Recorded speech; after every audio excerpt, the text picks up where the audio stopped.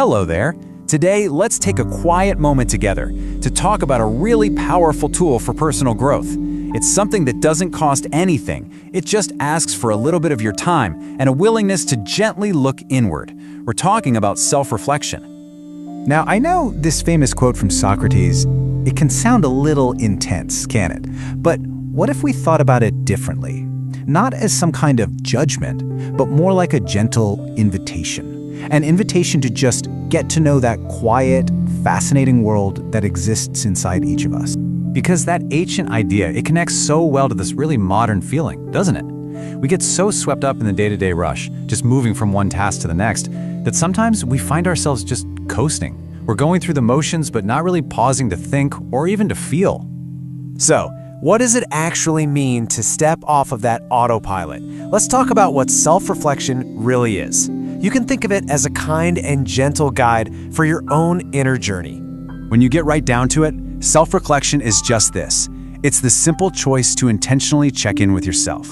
It's about taking a moment to look at your thoughts, your feelings, your actions, all with the simple, quiet goal of understanding yourself just a little bit better.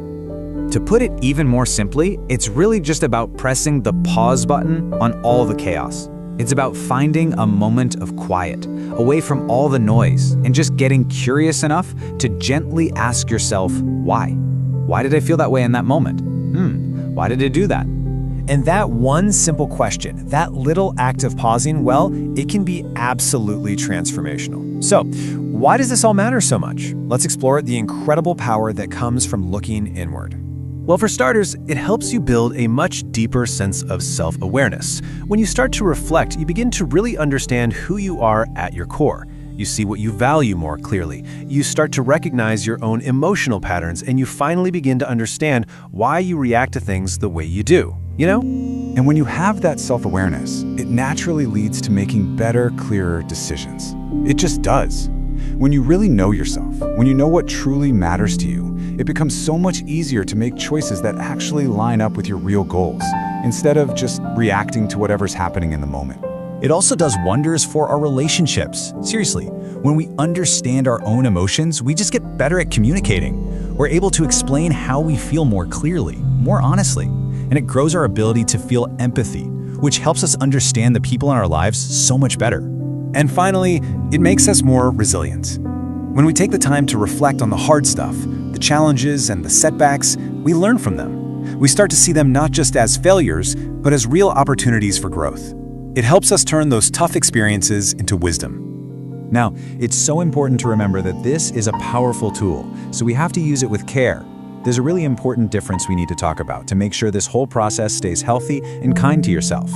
I want you to think about it like this. There are two very different paths you can go down. Healthy reflection, that's guided by curiosity and self-compassion. And it always leads to growth. But then there's unhealthy rumination, and that's driven by judgment and self-criticism, and all it does is keep you stuck, just replaying the same negative thoughts over and over again. And that's why I love this thought from therapist Kristen Wilson. True self-reflection comes from a place of neutrality, of non-judgment.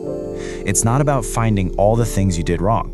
It's about finding understanding. It's about treating yourself with the same kindness you'd offer a dear friend. Okay, so maybe you're thinking, this sounds really nice, but how in the world do I actually start? Well, I have some good news for you. It's so much simpler than it sounds. Let's just walk through a few easy ways to begin. Honestly, it can all begin with just 3 simple little steps. First, find a quiet space, somewhere you won't be distracted. Second, ask yourself some gentle, open-ended questions. And third, and this is optional, maybe keep a journal to write down your thoughts. It doesn't have to be pretty or perfect. It's just for you. So what kind of question could you ask? Well, you could start with something really positive and warm, like this one. What brought me joy this week? Just taking a moment to notice what lifts you up. That's a beautiful and really important way to reflect. Or you could explore a moment that was a little more difficult, but with a focus on growth. You could ask, what challenged me this week? And what did I learn from it? See, the focus here isn't on the struggle itself, but on the wisdom, the little piece of learning you gain from it. And please remember this. There is no right or wrong way to do this.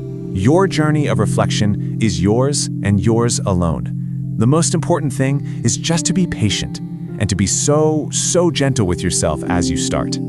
So I'll leave you with this one final thought. You don't have to examine your whole life today. Not at all. Just one small thing. What is one moment or one feeling or one thought that you can gently reflect on right now?